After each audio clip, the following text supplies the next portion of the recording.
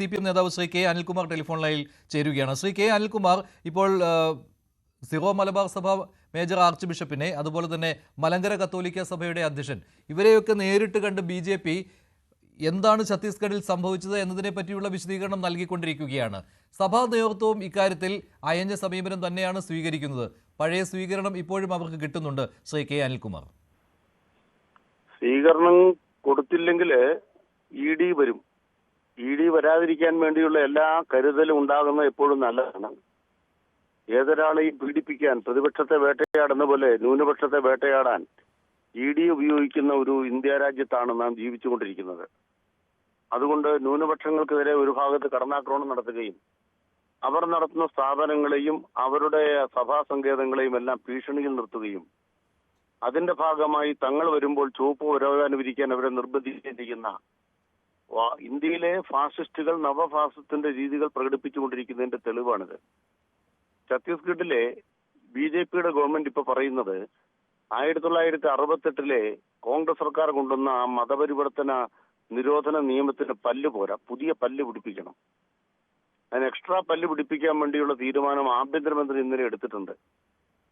അതിനർത്ഥം എന്താണെന്ന് വെച്ചാൽ ഇനി ഛത്തീസ്ഗഡിലേക്ക് കന്യാസ്ത്രീകൾ പോകേണ്ടതില്ല, അവർ യാതൊരു പ്രവർത്തനത്തിലും പങ്കെടുക്കേണ്ടതില്ല, ഭരണഘടന അനുവദിക്കുന്ന വിധം സഭാ പ്രവർത്തനമോ മതപ്രവർത്തനമോ നടത്തേണ്ടതില്ല. സ്വാഭാവികമായും നിങ്ങൾക്ക് യാതൊരു തരത്തിലുമുള്ള ഇപ്രകാരമുള്ളൊരു സംഭവം ആവർത്തിക്കാനും പോകുന്നില്ല. നിങ്ങൾ അങ്ങോട്ട് പോകാതിരുന്നാൽ മതി, നിങ്ങൾ അങ്ങോട്ട് ചെല്ലാതിരുന്നാൽ മതി. ഈ രാജ്യത്ത് ഓരോ മതവിശ്വാസിക്കും അവരുടെ മതവിശ്വാസം വെറ്റിപ്പുലർത്താനുള്ള അവകാശങ്ങൾ അടിയറ വെച്ചുകൊണ്ട് മാത്രമേ നിങ്ങളിവിടെ പ്രവർത്തിക്കേണ്ടതുള്ളൂ. ഇതാണ് BJP മുന്നോട്ട് വെക്കുന്ന ആശയം. അതുകൊണ്ട് കന്യാസ്ത്രീകള് ഇനി പിടിക്കപ്പെടാതിരിക്കണമെങ്കിൽ ഒറ്റ കാര്യമേ ഉള്ളൂ, അവർ വഴിയിൽ ഇറങ്ങാതിരിക്കണം, സഭാവസ്ത്രം ധരിക്കാതിരിക്കണം.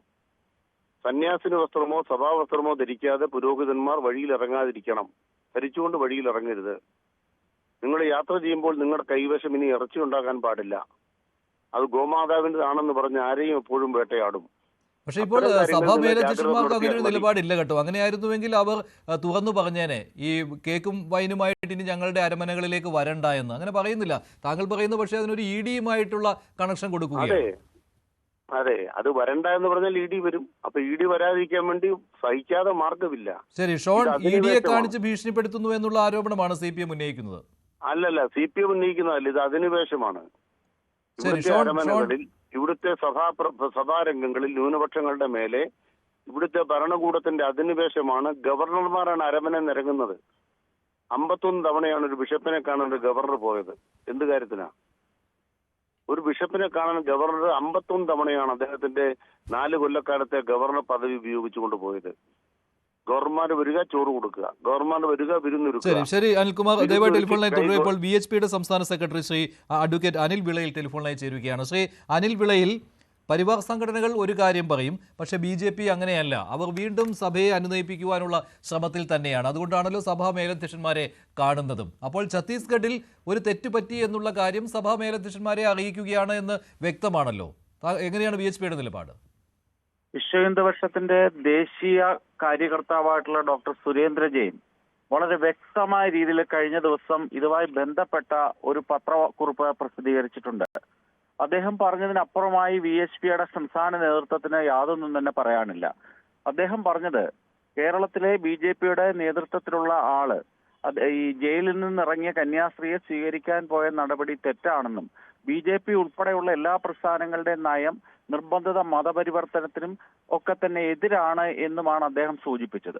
അതുമായി കൂട്ടി വായിച്ചാൽ മതി എന്നോട് ചോദിച്ചിരിക്കുന്ന ഈ ചോദ്യത്തിന്റെ ഉത്തരവും. അതായത് അതിനും അപ്പുറം കടന്ന് BJP ഇപ്പോൾ പോകുന്ന നടപടി അവരുടെ രാഷ്ട്രീയപരമായിട്ടുള്ള നീക്കത്തിന്റെ ഭാഗമായിരിക്കാം. പക്ഷെ വിശ്വ ഹിന്ദു പരിഷത്ത് നേതൃത്വത്തിന് അപ്രകാരം പോകുന്നതിനോടോ ജയിലിൽ പോയി സ്വീകരിച്ച നടപടിയോടോ യാതൊരു വിധമായ യോജിപ്പുമില്ല.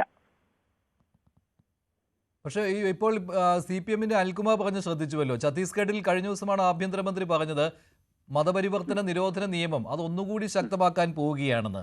അതായത് അത് നിർബന്ധിത മതപരിവർത്തനത്തെ തടയുകയല്ല, മതപരിവർത്തനമേ പറ്റില്ല, സ്വയേച്ഛയാൽ വന്നാൽ പോലും പറ്റില്ല എന്ന രീതിയിലേക്ക് കാര്യങ്ങൾ കൂടുതൽ അതിന് പല്ലും നഖവും കൂട്ടുന്നു എന്ന രീതിയിലല്ലേ കാര്യങ്ങൾ പോകുന്നത്.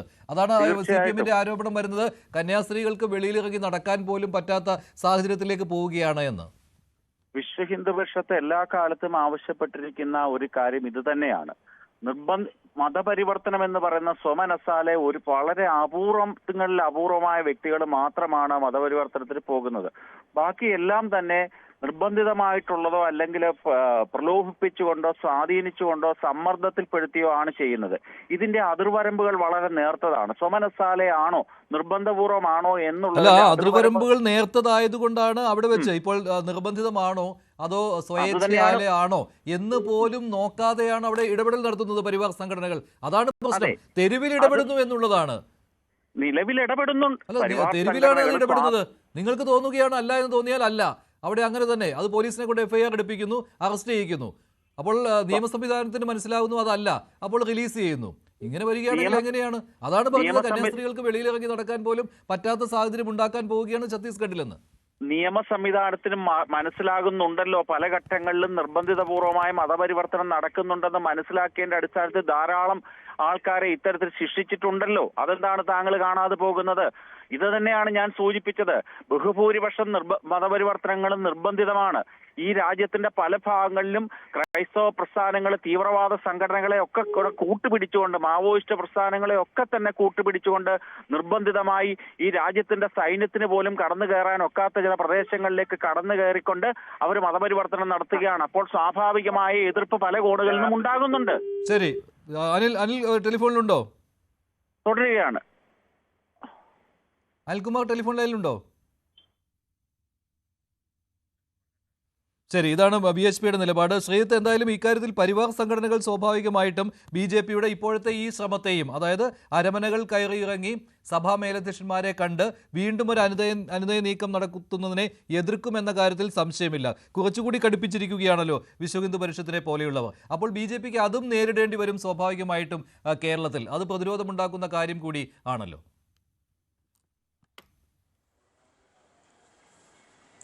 തുടക്കം മുതൽ ഈ രണ്ട് പ്രതിരോധങ്ങളും BJP നേരിടേണ്ടി വന്നിട്ടുണ്ട്. അതായത് സമീപകാലത്തൊന്നും ഇല്ലാത്തൊരു രാഷ്ട്രീയ പ്രതിസന്ധി ഇക്കാര്യത്തിൽ ഉണ്ടായിട്ടുണ്ട് എന്നുള്ളതാണ് മഞ്ജുഷ നമുക്ക് എടുത്ത് കാണാൻ കഴിയുന്ന ഒരു കാര്യം. പ്രത്യേകിച്ച് സഭകളെ സഹായിക്കാൻ പോയി അവരുടെ ഭാഗത്തു നിന്നും ഒരു കാര്യമായ പിന്തുണ ലഭിക്കുന്നില്ല എന്നുള്ളതാണ് ഇതിൽ ആത്യന്തികമായി സംഭവിച്ചിരിക്കുന്ന ഒരു പ്രതികരണം. അതുകൊണ്ട് തന്നെ ഈ പ്രശ്നങ്ങൾ, പക്ഷേ ഇപ്പോഴുണ്ടായ പ്രശ്നങ്ങൾ അത് പരിഹരിച്ച് മുന്നോട്ട് കൊണ്ടുപോകാൻ കഴിയുമെന്ന പ്രതീക്ഷ BJPയെ സംബന്ധിച്ചുണ്ട്. പ്രത്യേകിച്ച് RSSന്റെ ഒക്കെ ഒരു ഇടപെടൽ ഇക്കാര്യത്തിൽ ഉണ്ടായി ഈ പ്രശ്ന പരിഹാരത്തിന് ഉള്ള ശ്രമങ്ങൾ ഉണ്ടാകുമെന്ന് തന്നെ പറയേണ്ടി വരും. ഇപ്പോൾ അത് BHP തന്നെ ചൂണ്ടിക്കാണിക്കുന്നത് പോലെ BJPക്ക് അവരുടെ രാഷ്ട്രീയ നേട്ടത്തിന് വേണ്ടി പല നീക്കങ്ങളും നടത്തേണ്ടി വരുമെന്നാണ് അദ്ദേഹം ചൂണ്ടിക്കാണിച്ചത്. ഫലത്തിൽ രാഷ്ട്രീയ നേട്ടത്തിന് വേണ്ടി തന്നെയാണ് BJP ഇത്തരം നീക്കങ്ങൾ നടത്തുന്നത്. അതിനെ എതിർക്കുന്നവർക്കും രാഷ്ട്രീയ നേട്ടം എന്ന ലക്ഷ്യമുണ്ട് എന്ന കാര്യത്തിൽ യാതൊരു സംശയവുമില്ല. എന്തായാലും നിലവിൽ പ്രതിസന്ധിയിലാണ്. ഇതിൽ നിന്ന് കരകയറാനുള്ള ശ്രമങ്ങളാണ് BJP നടത്തിക്കൊണ്ടിരിക്കുന്നത്. അത് വിജയം കാണുമോ എന്നൊക്കെയുള്ളത് തീർച്ചയായും കാത്തിരുന്ന് തന്നെ കാണേണ്ടതാണ്. ശരി, ജി ശ്രീജിത്താണ് വിവരങ്ങൾ നൽകിയത്. എന്തായാലും BJP സഭകളെ അനുനയിപ്പിക്കുവാനുള്ള ശ്രമങ്ങൾ തുടങ്ങിക്കഴിഞ്ഞു. നേരിട്ട് ബിഷപ്പ് ഹൗസുകളിൽ പോയി തന്നെയാണ് ഇത്തരത്തിലുള്ള ഒരു അനുനയ നീക്കം നടത്തുന്നത്.